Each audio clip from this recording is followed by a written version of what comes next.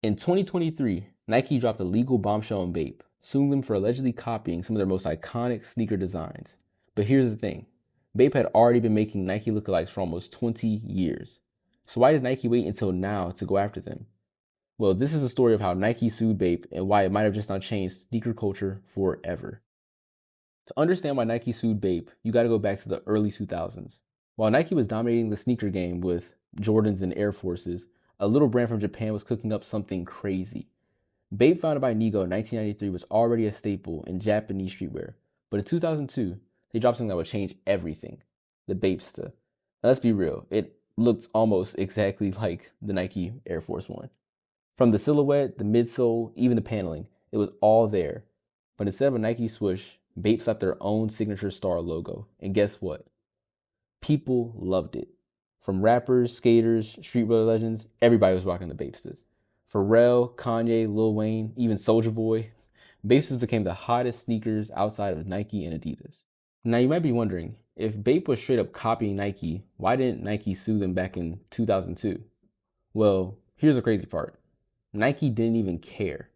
Nike was too busy running the sneaker game, with the Air Force One already being $1 billion shoe. And they weren't really losing sales to Bape because Bape was kind of seen more as like a high-end streetwear brand rather than, mid-level like Nike.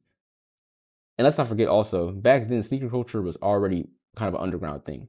Resale was not anywhere the way how it was today, and brands weren't really beefing over designs like how they are now. Fast forward to the 2020s, and sneaker culture is a whole different game. With the rise of StockX and GOAT, suddenly Bape wasn't just a niche Japanese brand anymore. It was a major player again. Bape started re-releasing old Bapesta colorways, dropping collabs with big names, and expanding their US presence. And that's when Nike finally said, well, enough. In January of 2023, Nike officially filed a lawsuit against Bape, claiming that their sneakers, including the Bapesta, Skatesta, and even the Courtsta, were near identical to Air Force Ones, Dunks, and other classic Nike designs. But why now? Why did Nike wait nearly 2 decades to take action? See, Nike's lawsuit against Bape wasn't just about Bape. It was part of a much bigger legal strategy. In the last few years, Nike has been suing everybody. From independent designers to custom sneaker creators, Nike has been cracking down hard on anyone making Nike-inspired shoes. And the reason? Well, control. With the rise of sneaker resale and hype culture, Nike realized that they didn't protect their designs, brands like Bape can really take a large slice of their profits. And once they saw Bape gaining momentum in the US market again, they finally decided to shut it down. So what happened next? Well, Bape didn't even really put up a fight with Nike for obvious reasons. Within months of the lawsuit, they quietly started pulling some of their sneakers from shelves.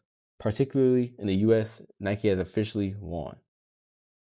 But here's a real question. Did Nike actually win, or did they just make Bape more valuable? Because now those older Bapestas, they're collector's items. Resellers are eating them up. And sneakerheads are debating whether Nike is just being greedy or if they actually have a good point to sue all these smaller companies and designers. At the end of the day, the lawsuit wasn't about a design. It was about power. And Nike just reminded the entire sneaker industry who really runs the game. So what do y'all think? Did Nike have the right to sue Bape, or was this just a case of big brand bullying the competition? Drop your thoughts in the comments below, and if you want to see more deep dives into bigger sneaker controversies or just streetwear in general, make sure to like, subscribe, and hit that notification bell, and see y'all guys in the next one.